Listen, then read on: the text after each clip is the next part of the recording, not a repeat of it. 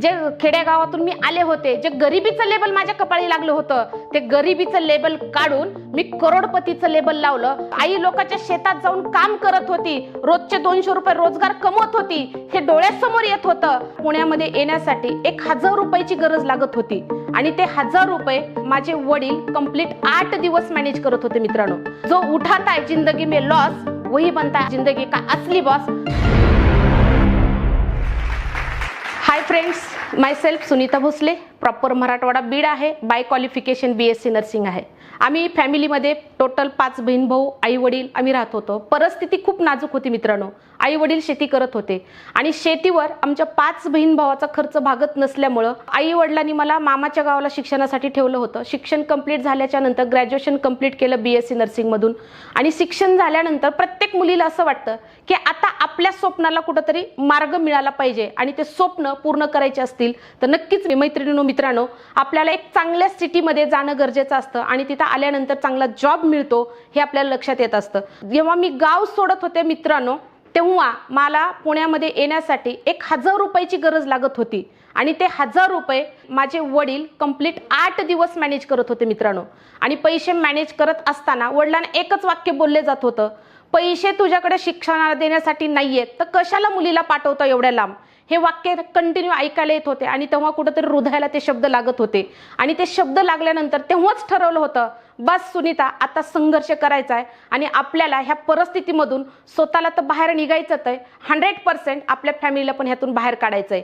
आणि मैत्रिणींनो, मी गाव सोडलं आणि गाव सोडल्यानंतर पुण्यामध्ये माझं स्थलांतर झालं.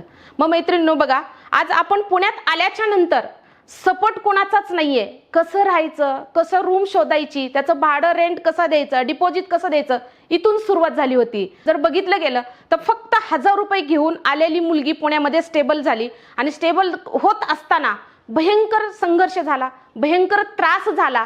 पण ह्या त्रासाला मागं न सरकता कंटिन्यू संघर्ष करत राहिले आणि संघर्ष करण्यासाठी माझ्याकडे फक्त एक नोकरी होती आणि ती नोकरी म्हणजे फक्त 1500 रुपये पगाराची.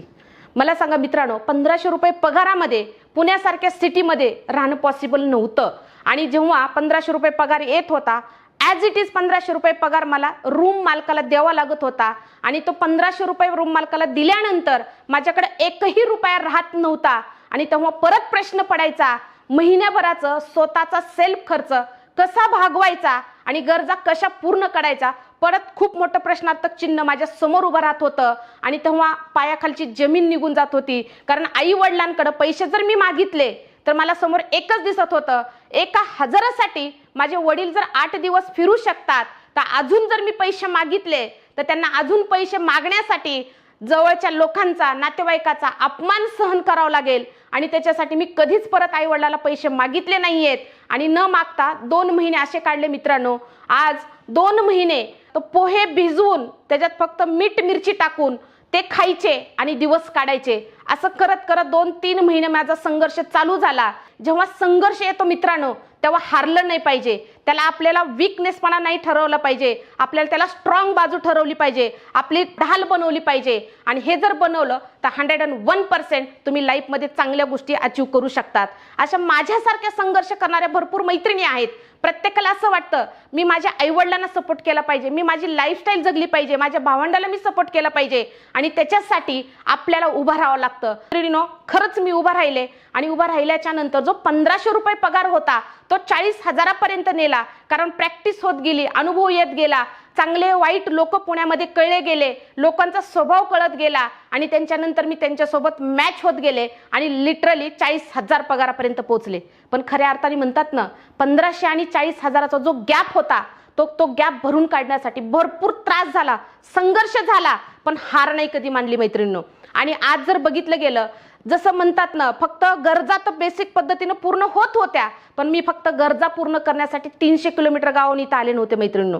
आज जर बघितलं गेलं त्याच्या मागचं जे कारण होतं, कारण प्रत्येक क्षणाला, प्रत्येक पाऊलाला माझ्या आई वडिलांचा अपमान वाटत होता, माझी परिस्थिती आठवत होती, गावातल्या लोकांनी नावं ठेवलेलं आठवत होतं, आई लोकांच्या शेतात जाऊन काम करत होती, रोजचे 200 रुपये रोजगार कमवत होती, हे डोळ्यासमोर येत होतं. आणि ह्याला कुठंतरी थांबण्यासाठी फक्त आणि फक्त मलाच लढायचं होतं. आणि त्याला लढण्यासाठी, त्याला उभा राहण्यासाठी मी एक सुंदर आणि जबरदस्त प्लॅटफॉर्म शोधत होते. आणि तो लकीली मित्रांनो मला तो प्लॅटफॉर्म मिळाला. आणि तो प्लॅटफॉर्म म्हणजे सनेज मार्केटिंग डायरेक्ट सेल इंडस्ट्री माझ्या हातामध्ये आली. आणि तेव्हा विश्वास आला की यस सुनीता, तो 100% करू शकतीस.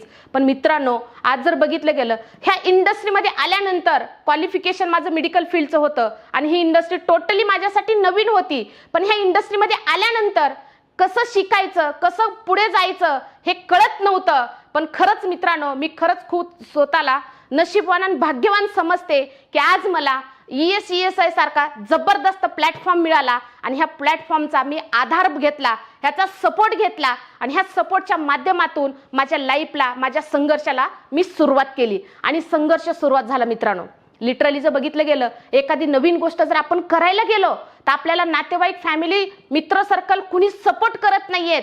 पण सपोर्ट न करता त्याला टोमणे दिले जातात, बोललं जातं आणि ह्या सगळ्या गोष्टीचा विचार केला जातो आणि तेव्हा आपण मानसिकरित्या खचलं जातो. तर मित्रांनो, मला एकच कळतं, जेव्हा लोक बोलतात ना तेव्हा मानसिकरित्या न खचता आपल्याला स्ट्रॉंगपणे उभं राहणं करत, त्यावेळेस आपला संघर्ष आणि आपली परीक्षा असते आणि त्या परीक्षेत आपल्याला पास होणं खूप गरजेचं असतं. ह्या इंडस्ट्रीला सुरुवात केल्याच्या नंतर जसं म्हणतात ना, फॅमिलीमधून पण भरपूर इश्यू येतात. मला पण इश्यू आले होते, कारण लग्न नवीनच झालं होतं. आणि लग्न नवीन झाल्याच्या नंतर हा बिझनेस जर बघायचं म्हटलं तर मिस्टरांच्या डोक्यात जात नव्हता. कारण का की गाववाले प्रॉपर ॲटिट्यूड गाववाल्याचा होता आणि हा बिझनेस त्यांना पटत नव्हता. पण घरातून भरपूर अपोज होता, मिस्टरांचा अपोज होता, फॅमिलीचा, सासऱ्यांचा अपोज होता. सासरे नेहमी एकच वाक्य बोलायचे की तुम्ही आज जे फिरताय, लोकांच्या दारोदारी तुम्ही फिरताय आणि फिरून कधी कुठे लाखो रुपये कमवले जात नाहीत, हे वाक्य कुठंतरी मनाला लागत होतं. पण जसं म्हणतात ना, ह्या इंडस्ट्रीची ताकद घरच्या लोकांना माहीत नव्हती, पण ही ताकद मला माहीत होती. आणि त्यांचा विरोध पत्करून पण मी बाहेर पडत होते. आणि पडल्यानंतर जेव्हा मी सुरुवात केली होती तेव्हा महिन्याचं इन्कम जेव्हा 1 लाख रुपये झाले तेव्हा मिस्टरांना एक विश्वास आला, कॉन्फिडन्स आला. जे मिस्टर, जे सासू सासरे मला विरोध करत होते, आज तेच लोक सांगतात की यस, कुणाला जर इन्कम कमवायचं असेल, लाईफस्टाईल मेंटेन करायची असेल तर तुम्ही सनेज प्लॅटफॉर्मला चॉईस करा, ESI सिस्टमचा हात पकडा, तर 100% तुम्ही इन्कम कमवू शकतात. आणि ज्या लोकांनी मला सपोर्ट कधी करायला सुरुवात केली माहिती मित्रांनो, जेव्हा माझं महिन्याचं इन्कम 1 लाखापासून 4.5 लाखापर्यंत मी जेव्हा पोहोचले तेव्हा घरातला, समाजाचा, सगळ्यांचा सपोर्ट मिळाला. आणि आज मी खूप हॅप्पी आहे, कारण आज माझी फॅमिली पूर्ण सपोर्ट करते, मिस्टर मला सपोर्ट करतात. आणि आज माझा छोटासा मुलगा आहे, तो पण आज मला सपोर्ट करतात. 4-4 दिवस, 8-8 दिवस मी माझ्या मुलाला ठेवून आज मी बिझनेससाठी बाहेर पडते. आणि जेव्हा 1.25 महिन्याचं माझं बाळ होतं, त्या बाळाला घेऊन मी मीटिंग अटेंड केल्या होत्या. कारण जसं म्हणतात ना, मनातून जर तुम्ही ठरवलं तर तुम्हाला युनिव्हर्सल पण साथ देते, परिस्थिती साथ देते, समाज साथ देतो, फॅमिली साथ देते. आणि आज फ्रीडमली आणि बी हॅपी होऊन आज मी फील्ड वर्क करते. आणि माझी तर ग्रोथ झालीच आहे, पण माझ्यासोबत बऱ्याचशा लोकांची ग्रोथ झाली. तुमची पण ग्रोथ करायची असेल तर तुम्ही 100% आमच्या सोबत या. गॅरंटेड तुमची पण ग्रोथ होणार आहे, तुमची पण लाईफस्टाईल असणार आहे, तुम्हाला फॅमिलीतून सपोर्ट असणार आहे, तुम्हाला मिस्टरांचा सपोर्ट असणार आहे, मुलांचा सपोर्ट असणार आहे.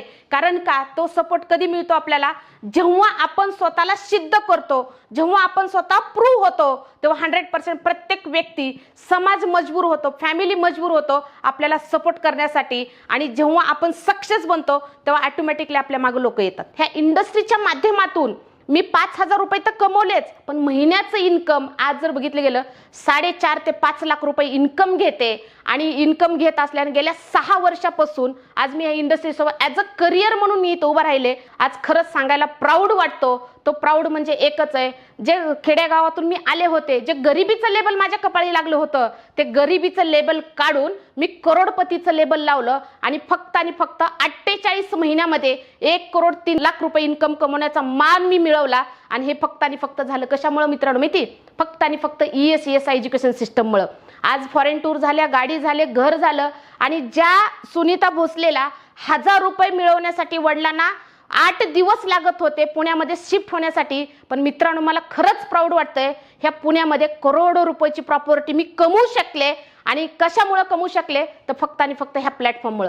आणि हे अचिव्हमेंट करण्यासाठी आज आपल्याला महागुरु अशोकजी तोडमल सरांचा खूप मोठा वाटा आहे आणि आज जे माझं सक्सेस आहे ते हे सगळं आणि सगळं ESES एज्युकेशन सिस्टमला आणि आज आपले महागुरु अशोकजी तोडमल सरांना हे सगळं क्रेडिट जातं. अशा बरेचशा महिला मार्केटमध्ये आहेत, बरेचसे लोक मार्केटमध्ये आहेत, त्यांना राईट प्लॅटफॉर्म मिळत नाही, राईट संधी मिळत नाही. पण मित्रांनो, खरंच सांगायला अभिमान वाटेल, तुम्हाला जर ह्या परिस्थितीमधून बाहेर यायचं असेल, गरिबी तोडायची असेल, गरिबीचं लेबल तुम्हाला काढायचं असेल, तुम्हाला मित्राला नातेवाईकाला सपोर्ट करायचा असेल, तुमची अचिव्हमेंट करायची असेल, तुमची आयडेंटिटी क्रिएट करायची असेल, तर नक्कीच तुम्ही आमच्या सोबत या. आमचा ESES सिस्टमचा हात पकडा, आमच्या महागुरूंच्या विचाराला तुम्ही फॉलो करा आणि हे जर तुम्ही केलं तर 100% आमच्या लाईफमध्ये जर बदल होऊ शकतात तर गॅरंटेड तुमच्या लाईफमध्ये पण बदल होऊ शकतात. आणि आज खरंच मला सांगायला अभिमान वाटतो, कारण ह्या परिस्थितीच्या अगोदर जर बघितलं गेलं तर भयंकर संघर्ष केला आणि जेव्हा माणूस संघर्ष उचलतो तेव्हा लाईफमध्ये सक्सेस होतो. म्हणून एक नक्कीच वाक्य बोलल, जो उठाता है जिंदगी में लॉस वही बनता है जिंदगी का असली बॉस. तर thank you, wish you health, wealth and happiness.